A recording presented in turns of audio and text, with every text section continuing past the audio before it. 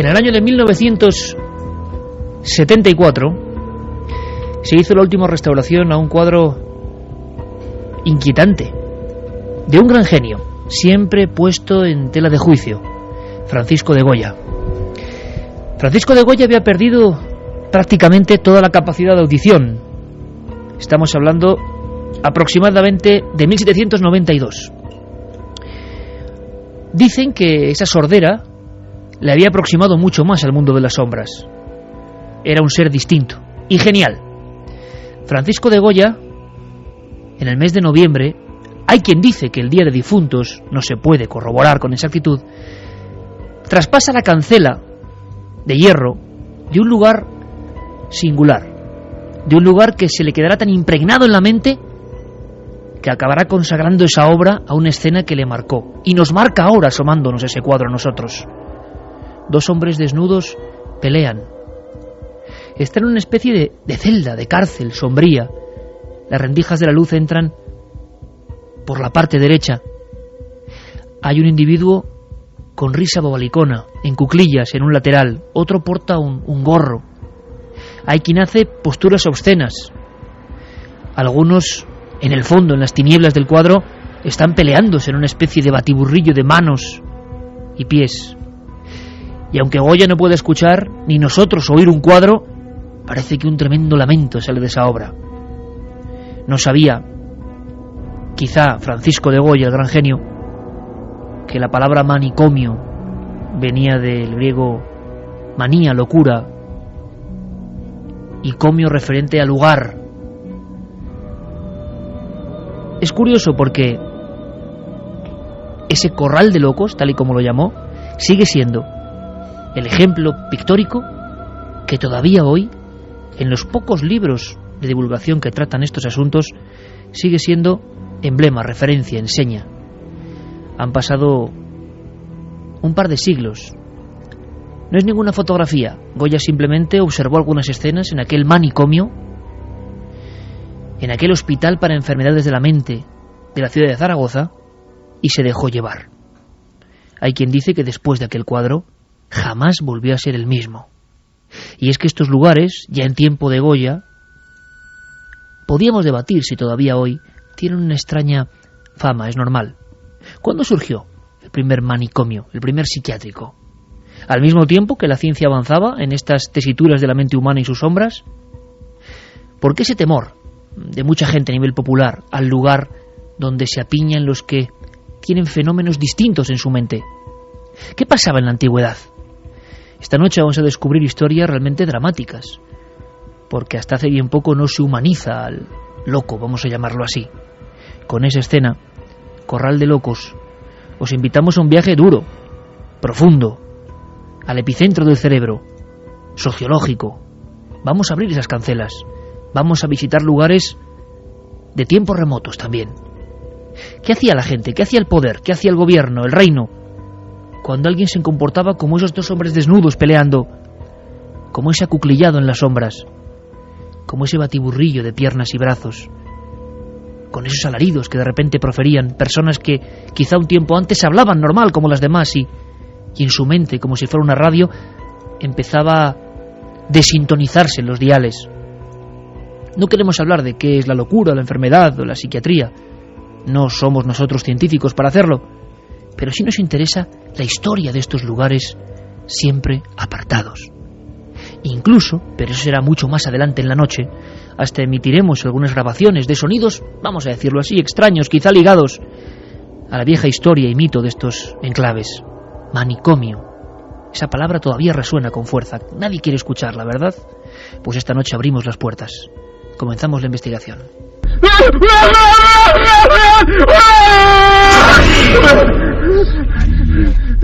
se dicen! ¡Ya se dicen!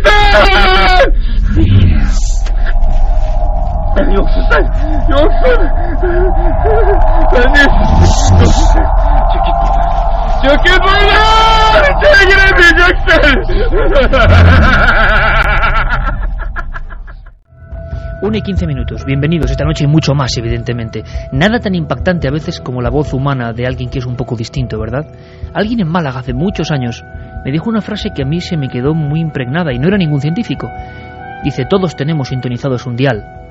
Los que llaman locos es que quizá tienen otro dial puesto, donde reciben informaciones. ¿Por qué llamarlo simplemente locura, cuando también es un poco de misterio, o no? ¿Qué opináis? Hoy precisamente la opinión es fundamental. Vamos a viajar por el mundo. ¿Por qué? Bueno, en mi caso es muy simple. Yo soy hijo de psiquiatra. Y entonces desde pequeñito escuchaba historias que me impresionaron. Y ¿Cómo cuál? ¿Nos podría recordar alguna? Pues por ejemplo, mi padre, que ya está jubiladísimo y que encima está muy enfermo, tiene 88 años, por ejemplo, aplicaba el hipnotismo en muchas de las afecciones. Era uno de los mejores hipnotizadores que había en Madrid. Y lo hacía para enfermedades y cosas. Y entonces él me lo explicaba siendo yo niño, y claro, cuando tu padre te explica eso y te dice que hipnotiza a alguien, y ese alguien va al dentista al día siguiente y no le duele la muela, al ser extraída, pues como que impresiona. Y así, historias. Mi padre ponía, en los tiempos en los que no había pastillas, que la gente debe saber esto, por cierto, había tiempos en los que no había pastillas, solo había electroshock, por ejemplo, pues mi padre podía poner 80 electroshock diarios, porque no había otra opción terapéutica. Y ahora la gente diría: joder, pues vaya, pues es un carnicero, el tío ponía corrientes. Pero es que las corrientes esas salvaron muchas vidas en aquella época. Fíjate, bueno, ya la primera, claro, ya electroshock. Creo que Carlos tiene por ahí un sonido de electroshock. Mucha gente le impresiona, ¿no? Nos suena a película antigua, a película incluso de torturas, de agentes secretos, de mil cosas. ¿Cómo sonaba exactamente un electroshock, más o menos? Sí. ¿Esto por qué se hacía y cómo nace, doctor? Pues esto es muy simple, muy simple y muy complicado. En un momento dado, cuando no había medicamentos y un enfermo era un psicótico grave, era un agitado, un epiléptico sin solución, se observó que casualmente, al pasar la electricidad por su cerebro, la persona se quedaba dormida y al despertar estaba más tranquilo, estaba menos agitado y durante muchos días estaba muy bien.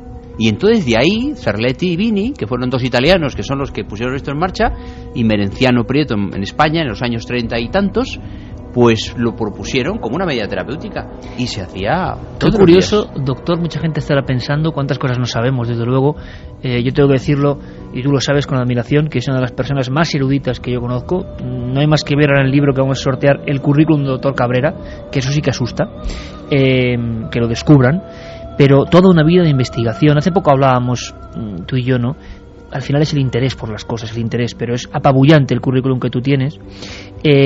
¿Cómo es posible tantas cosas increíbles que el cerebro, eso que tenemos ahí desconocido, alguien llega a la conclusión de que la electricidad, que imagino que también era una especie de novedad, ¿no?, atravesando el cerebro, causaba esos efectos? No deja de ser, para mí, por ejemplo, desde mi ignorancia, misterioso también. Y sin embargo el cerebro es una pila. Las neuronas funcionan con impulsos eléctricos, pero muy pequeñitos. Todos nuestros pensamientos, la voz que estamos emitiendo ahora en los micrófonos, son electricidad. Todo es electricidad. Por lo tanto, qué lógico que la electricidad ponga al compás esas neuronas que funcionan mal en una persona con una enfermedad mental. Doctor, ¿cuándo se empieza a dejar, por ejemplo, el electroshock? Hay medidas, y dentro de poco, en cuarto milenio, veremos, yo creo que algo, estamos preparando algo impresionante. Hablábamos de la lobotomía, Santi nos impresionó a todos hace un par de semanas, pero hay como técnicas que se ponen en boga, se utilizan y luego dejan de utilizarse, yo no sé si porque se mejora, porque causa un poco de espanto. Por ejemplo, el electroshock, que lo hemos visto en todas las películas. ¿Cuándo se deja de practicar? El electroshock hoy se sigue empleando en hospitales especializados. Yo ocasionalmente lo prescribo solo en casos en los que el paciente es refractario a la medicación. O sea, que no es algo obsoleto, sino que sigue ahí. Ni mucho menos. Lo que pasa es que ahora se utiliza con relajantes musculares, con un cardiólogo al lado, con respiración. El sujeto está dormido. No era como antes, que estando despierto se le aplicaba la corriente. Entonces es otra historia. Se hace ya no de los dos hemisferios, sino solo de uno. Es decir, electroshock aplicado a un hemisferio cerebral, sobre todo al dominante. Todo el mundo sabe que tenemos dos hemisferios. El que sea diestro sabe que el hemisferio izquierdo es el más grande y el que domina sobre el derecho. Y entonces ahora el electroshock ya está muy reducido a hospitales y a casos muy refractarios a la medicación. Bueno, pues hoy un lujo, una charla con un buen amigo y sobre todo con un maestro, el doctor José Cabrera. En este ambiente, doctor, tan peculiar de la radio, ¿verdad? Que en penumbra, donde parece que las palabras tienen otra cadencia y llegan directas, ¿no? Ahora cientos de miles de amigos están sintiendo, por impulsos eléctricos, prácticamente, centro para ver qué se hace con estas personas diferentes. ¿Se tienen datos históricos? Como centro en España sí que se tienen. Mira, es la fecha del 24 de febrero de 1409 en la Catedral de Valencia. Es Fray Gilabert Jofré, era un conocido predicador, y desde el púlpito de esa catedral pide, sobre todo a la gente pudiente de Valencia, que por favor se recogiera un dinero para hacer un centro donde recoger a todos aquellos que estaban por las calles dando gritos, insultando, porque él precisamente cuando iba hacia la catedral pues encontró a unos muchachos que se estaban riendo de un pobre demente. Eso le impresionó tanto que él que pide ese dinero y al año siguiente consigue que se construya en Valencia el primer centro psiquiátrico. O sea, 1409 en Valencia. Eso es. Pero desde la más remota antigüedad, doctor, ¿se tiene alguna noción de, imagino que en las primeras culturas, cómo trataban la locura, las locuras más evidentes, ¿no?, de comportamientos extraños? Hablar de qué es la locura nos llevaría por caminos imposibles, ¿no? Pero evidentemente hay comportamientos que llaman la atención de la sociedad. ¿Desde cuándo se recluye esta gente? En realidad desde el principio de los tiempos, pero ya que Carmen ha hablado del padre Jofré, el padre Jofré era mercedario, y los mercedarios eran monjes que estaban en tierras hostiles, tierras árabes, y los mercedarios copiaron el modelo de sanatorio psiquiátrico, que ese es el primero en Europa, el de Valencia, de los árabes. Los árabes instalaron sanatorios psiquiátricos antes ya en el Cairo, el Marestán, y se dice que el Cid Campeador, a su paso por Palencia, con P, hacia el año 1000, abrió un pequeño lazareto, no para leprosos, sino para enfermos mentales. Total, que la historia de la locura, dicha entre comillas, es muy antigua. El primer hombre que hizo cosas raras ya fue separado de la tribu, digamos. Y unas veces se convirtió en el hechicero de la tribu y otras veces murió, porque la enfermedad mental muchas veces era insostenible con la supervivencia. Pero qué curiosa, delgada línea roja la acabas de trazar tú ahora mismo, ¿no? A veces los mismos síntomas servían como elegido, chamán, conexión. En un trabajo que estamos preparando sobre todo esto, tú tienes un total, llevamos en tele, en radio, pues un corte decimos, ¿no? Que es impresionante, que dices, el chamán es la conexión viva de la tribu con el más allá. Pero sin embargo ese chamán tenía procesos, espasmos dentro de las cuevas que son muy parecidos a enfermedades mentales. Sí, señor. Y de hecho es conocido de todos, por ejemplo, que en el foro romano, cuando se reunían los senadores y alguien tenía una crisis epiléptica, que era el morbus acer, la enfermedad sagrada, se paraba completamente la deliberación política y se seguía al día siguiente. Eso era una crisis epiléptica de un senador. Había crisis epilépticas, esto en Roma, pero antes que Roma, como ya mencionabas tú, en las cavernas, ¿qué hombre no habrá tenido una crisis epiléptica? Y en Egipto hay papiros en los que se recogen algún tipo de enfermedades mentales que sufrían y se han dejado escritos. Claro. Y en el Antiguo Testamento, muchas de las maldiciones que Yahvé echa sobre el pueblo israelí pecador, digamos, es te heriré con el rayo del delirio. O sea, el delirio, por cierto, es irse del lirio, y el lirio es lirium, la tierra que abre un arao. Cuando te vas del arao es que el pensamiento se va hacia un lado. Irse del camino establecido, del camino global. Hay una cosa, porque hay 1000 preguntas, estoy seguro, de nuestros amigos. Santi, abuela pluma, nos decía algo al entrar que yo creo que es muy impresionante, que es el tratamiento de la locura. Imagino que hacia la Edad Media se han cambiado mucho las cosas, o quizá no, es el problema. Santi, nos comentabas algunas cosas fuera de micrófono, de entradas para ver el manicomio como quizá lo vio Goya, como un espectáculo. Y no en la Edad Media, estamos hablando de finales del siglo XVII y buena parte del siglo XVIII y buena parte del XIX. Los ingleses, que a veces son muy suyos para sus cosas, tenían en Londres uno de los psiquiátricos más siniestros de la historia, que era el Royal Bethlehem, del que se deriva una palabra que ha pasado al argot en inglés para designar al manicomio, que es Bedlam.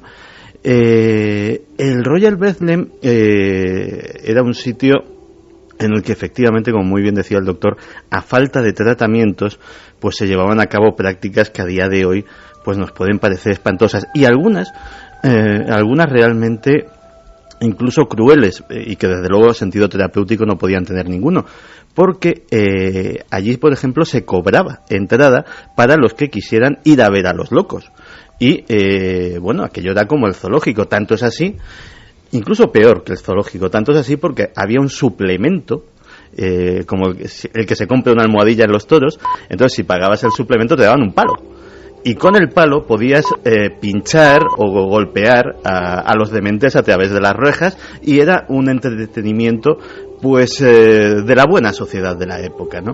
Bueno, esta misma escena, Santi, es que la cuentas, no te creen. Segundo, haces una novela y dicen maravilloso, o sea, pero es que esto es la raza humana y ocurría, doctor. Bueno, os voy a decir una cosa, en realidad fue la Revolución Francesa la que rompió las cadenas, es decir, eso mismo de Londres trasladado a París con la Salpêtrière, cuando Pinel rompe las cadenas de los locos en la Revolución Francesa, ahí es el antes y el después. Sí, porque hasta entonces estaban muchos de ellos enjaulados. Pero perfectamente, había pabellón de epilépticos, pabellón de dementes, pabellón de alcohólicos, entonces ahí se entraba con un palo y con un escudo, o sea, la gente entraba allí, los agitados, es que la agitación no tenía ningún remedio. No tenía remedio. No tenía remedio, en ninguno, entonces... Y podían ser y patologías muy peligrosas para el resto de las personas. Peligrosas no, peligrosísimas, eran sujetos absolutamente desquiciados. Y de hecho la palabra loco es curioso, porque la gente no sabe la etimología. La palabra loco viene de glauco, que es la palabra griega que define la pérdida del color. Es decir, se pierde el color de los ojos, ese es el enfermo mental, la palabra loco.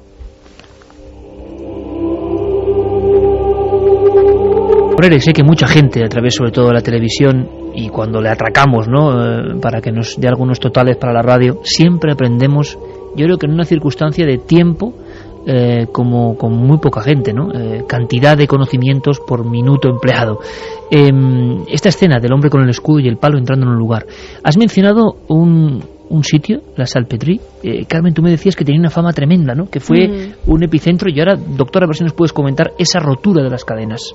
Sí, además es que era una época en la que los psiquiátricos no eran tales, sino que eran centros hospitalarios donde se daban pues todo tipo y se concentraba todo tipo de personajes, desde prostitutas hasta mendigos, hasta dementes verdaderos, y estaban todos juntos. Eran los hospitales de pobres, que se llamaban en la época, porque los manicomios empezaron ya luego, cuando precisamente Pinel empieza a decir que no, que ciertos pacientes tienen que tener un tratamiento determinado y que esos médicos tienen que tratar solo a esos enfermos. Claro, eso con siglos de tratamiento vejatorio, ¿no? Hay otras enfermedades contagiosas que deben ser tratadas en otros lugares y que los mendigos no forman parte muchas veces de los dementes. Es entonces cuando empieza la separación, porque antes estaban todos mezclados, todos juntos, y además se los trataba pues de unas formas, hay verdaderas crónicas en las que hablan, por ejemplo, de cómo se trasladaba al manicomio de Zaragoza desde Madrid. Eran llevados, el manicomio eran llevados en una carreta. Los dementes eran metidos como una especie de ataúdes de madera que solo tenían unas rejas por encima en la tapa por donde podían respirar, y es que el camino duraba 25 días. Tú imagínate una persona en el estado de agitación que muchas veces tenían esos locos, metido en un ataúd y llevado 25 días a través de España por diversos pueblos. Era una escena terrible. El día que se rompieron las cadenas, ¿cómo fue, doctor? Pues fue, para un psiquiatra como yo, el día más maravilloso de la psiquiatría, porque de repente un hombre, un ciudadano de la libertad, de la legalidad y de la fraternidad, entró en ese horrible lugar que nos ha comentado Carmen, donde era todo una mezcla de tragedia, de inmundicia, de dolor, etcétera, y dijo: quítenle las cadenas a ese hombre. Ese hombre es libre como yo y debe ser tratado, tiene el derecho a ser tratado como cualquier paciente. Eso fue impensable. Aún hoy, fíjate, es curioso, y lo digo aquí en los micrófonos, y ojalá me estén oyendo algún médico, que seguro que sí, aún hoy los médicos, en general, a los psiquiatras nos ven como no médicos. Y eso a mí me duele mucho. Me duele mucho porque soy tan médico como cualquier otro, un cirujano cardiovascular, tengo muchos amigos. La psiquiatría es hoy una especialidad de la medicina. Y aún hoy. Por lo tanto, la enfermedad mental y la propia especialidad siguen estando ahí como... Pero me gusta mucho eso que dices, ¿sabes por qué?